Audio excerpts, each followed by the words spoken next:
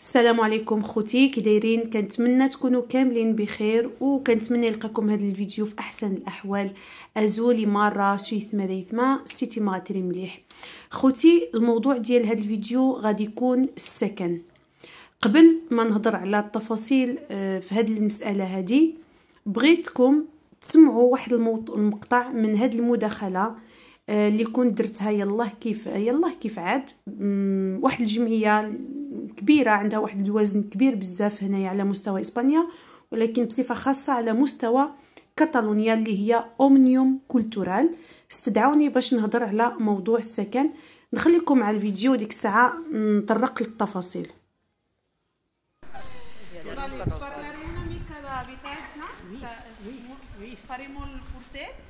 I parlaré una mica també del projecte de Aporta o Picaporta. És veritat que ens han venut que l'habitatge, el dret o l'accés a un habitatge digne és un dret bàsic, però realment aquí a Rocafonda la realitat que tenim és un problema greu, és un repte difícil. Dic això amb la situació de la majoria dels veïns d'aquí, que hi ha precarietat, la pobresa, això fa que moltíssima gent no té el dret de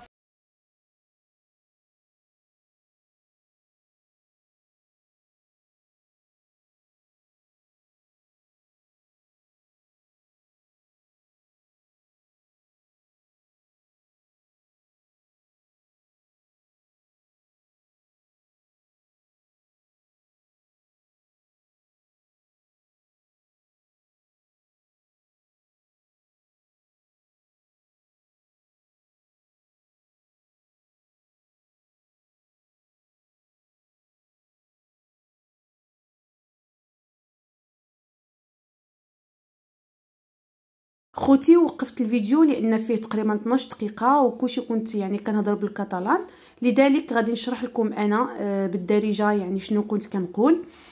في هذا الفيديو كذلك غادي نجاوب على الناس اللي كانوا قالوا لي داك الافراغ واش تم ولا لا، ولا كنتو شفتوه هذه يومين اللي مازال ما شافش. تقدروا تمشيو وتشوفوا واحد الفيديو اللي درت فيه محاوله ديال الافراغ ديال واحد العائله مغربيه اللي ساكنه هنايا في مطارو. كان واحد الاتحاد كبير من طرف المهاجرين وغير المهاجرين باش انهم يعاونوا هاد العائله هذه وبعض الجمعيات طبعا. كذلك غادي نشرح بعض التعديلات اللي داروا في مساله ديال الكراء الاجتماعي، وكذلك شنو غيديروا مع الناس ديال اوكوبا اللي اوكوباريو الديور. اول حاجه خوتي، بالنسبه لهاد الشهاده ديالي ولا هاد المداخله، هاد الجمعيه دارت واحد الاكتو اللي مسميه الرابولتاس، كيديروه على مستوى كاتالونيا، وكيجيو من عده مدن باش يشاركوا، وكذلك باش يشوفوا تعرفوا على واحد المدينه معينه وعلى واحد الحي معين. اومنيوم كولتورال هاد الجمعيه ديال مطارو استدعتني باش نهضر على موضوع السكن.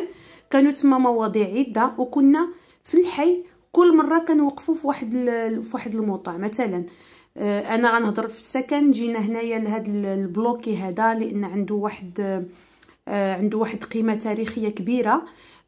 كان واحد الموضوع اخر ديال واحد المهندس، مشينا عند ديك البلاصه فيها واحد الهندسه المعماريه، هضرنا. كان واحد السيد اللي هضر على عندنا هنايا واحد الثيوداد الرومانه، مدينه الرومانه، مشينا هضرنا هنايا في هذا الحي اللي ساكنين فيه. على اي انا في السكن هضرت على الواقع اللي كيعيشوا السكان ديال المنطقه ولا الحي ديال روكافوندا، وبصفه عامه كاع الناس اللي ساكنين في مطارو، ولكن بصفه خاصه الحي ديال روكافوندا. وهذا الشيء هذا المشكل هو مشكل عويص، مشكل ديال السكن، لان ما بقاش مختصر غير فقط على المهاجرين، وانما حتى الغير المهاجرين كذلك عندهم هذا المشكل. لان علاش؟ كل شيء غالي. الواحد ولا ما خدامش، ما عندوش عقد عمل، ما عندوش النومينا، ما يقدوش يكريولو. ولكن المهاجر كيعاني اكثر، لان اضافه للعنصريه، لان كاين شي مرات كاين اللي ناس متوفرين فيهم الشروط ولا شافوه مغربي ديبيندي على حساب دوك الناس اللي غيكريو ديك الدار، وعلى حساب ايموبيلياريا. شي مرات كيقول لهم حنايا مغاربه ما بغيناش، رغم ان هذا الشيء غير قانوني، ما كيبغيوش، ولا المهاجرين بصفه عامه ماشي غير مغاربه. هذه من جهه. من جهه ثانيه بالنسبه للناس اللي ما عندهمش الوراق بديهيا كيعانيو كثر، لان فين غادي يلقاو يجبروا السكنه عندها شروط اللي في هاد الناس اللي ما كتوفرش فيهم للاسف. لذلك كيضطروا انهم يوكوباريو ديور ديال الابناك. بالنسبه بغيت نوضح واحد الحاجه وغنفتح هنايا واحد القوس. خوتي انا ما كندافعش على الناس اللي كيمشيو كي اوكوباريو ديور بارتيكولاريس ابدا ابدا، دائما وابدا ما غاديش نقدر ندافع عليهم. انا كندافع على واحد الفئه معينه، واحد الفئه اللي كتعاني في صمت، واحد الفئه اللي ما عندهاش الوراق ولا ما عندهاش الشروط باش انها تكري واحد الدار، وكيضطروا باش انهم يوكوباريو ديور. لذلك انا فقط، وهذه غادي نسطر عليها، كندافع وكنساند الناس اللي كيبقاو فيا، كنمشي كنوقف معاهم في جهه جوج جمعيات اللي كاينين دابا حاليا هنايا اللي كيدافعوا على السكن وعلى هاد الناس. حتى انا كنعاون معاهم باش ما قديت. ديك الساعه راه غادي نبدا مع شي مساعده، مهم شي حوايج اللي غادي نديرهم بشكل تطوعي، غنحاول ما امكن ان شاء الله ولا كتاب نشاركها معكم. دابا ما كاين حتى شي حاجه، ولكن حتى نبدا ونقول لكم شنو كاين. على اي بالنسبه يعني انا فقط كندعم ولا كنتعاطف مع الناس اللي الظروف ديالهم قاسيه بزاف، ظروف فعلا يعني ضعيفه، وكيضطروا انهم يمشيو يدخلوا على الديور ديال الابناك. اما ولا كانوا الديور ديال بارتيكولاريس انا يسمحوا لي ما نقدرش نتعاطف معاهم.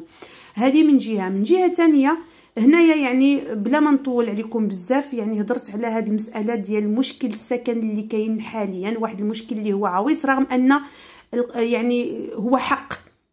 وهذه في البدايه ديال المداخله ديالي قلت باللي راه باعوا لنا باللي ان السكن هو حق، ولكن للاسف كنشوفوا انه هذا هو المشكل الكبير اللي عندنا حاليا، وبزاف الناس كيعانيوا منه، سواء مهاجرين او غير مهاجرين، اللي خص حتى الاداره، اللي خص حتى الحكومه تاخذ بعين الاعتبار الوضعيه اللي كاينه حاليا. هذه الازمه بزاف الناس وقفوا من العمل، بزاف الناس ما كيخدموش، بزاف الناس ما عندهمش الوراق، باش يحسنوا من ويجدوا من هاد الشروط اللي كيطلبوها.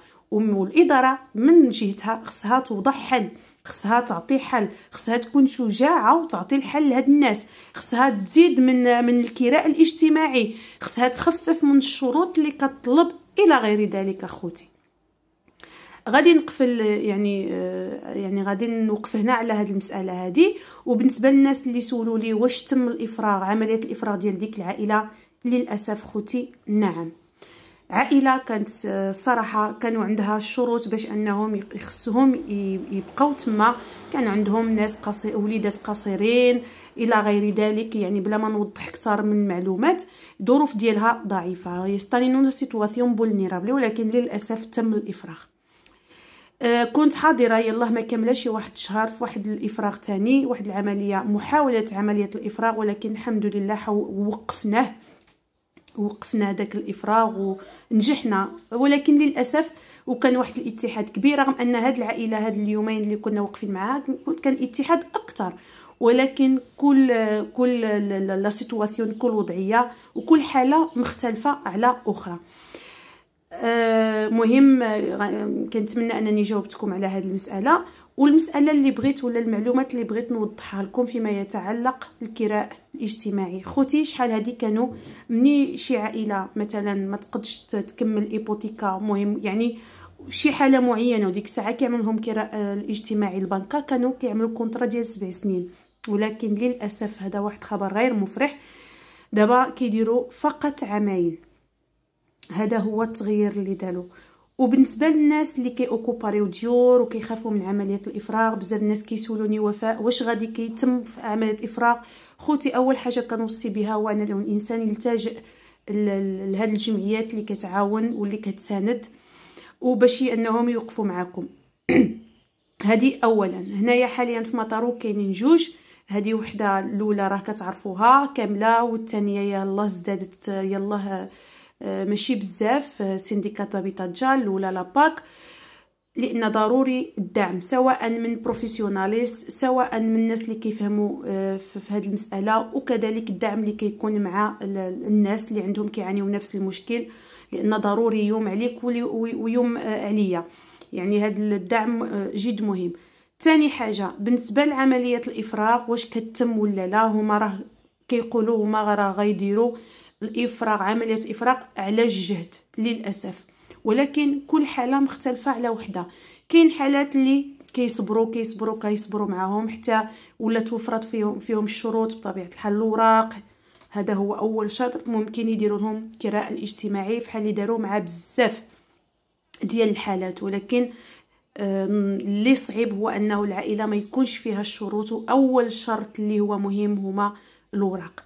هاد الحالات هما اللي كيصعب عليهم، وفي الاخر شحال ما كيجدوا لهم في يعني بانهم يتمش الافراغ وكيعطيو لهم مهله انهم يبقاو في الدار على ما يشوفوا شي حل، شحال ما تعطلوا في الاخر كيتم ليهم الافراغ.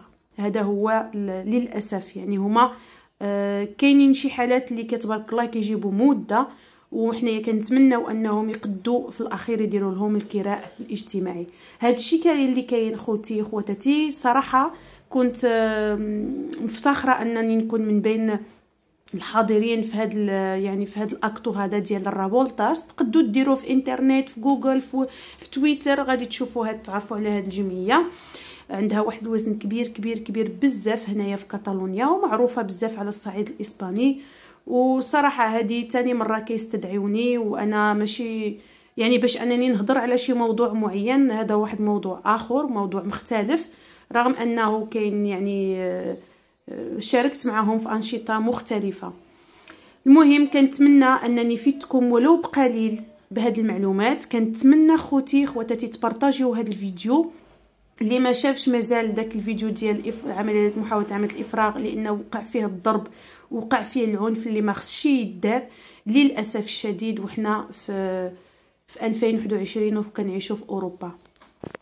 خوتي كذلك غدا كاين واحد المظاهره اللي غادي نديرو غدا مع 10:30 الصباح في قدام ستاسيون ديال هنايا في مطارو، وغيكون على السكن خوتي. كنتمنى تحضروا بقوه. انا ديك الساعه غنخلي لكم الكارتيل في المنتدى. اللي عجبلو هذا الفيديو ما تبخلوش عليا باللايك بالتعليق وخصوصا بالبارطاج باش تكبر هذه القناه اللي هي قناتكم. علاش كنقول قناتكم؟ لان الناس اللي كيدخلوا هنايا وكيستافدوا من هذه القناه وكيقدروني بحال اللي كنقدرهم، راه كيحسوا بها قناتهم. شكرا لكم بزاف، والى فيديو مقبل بحول الله. بسلام عليكم.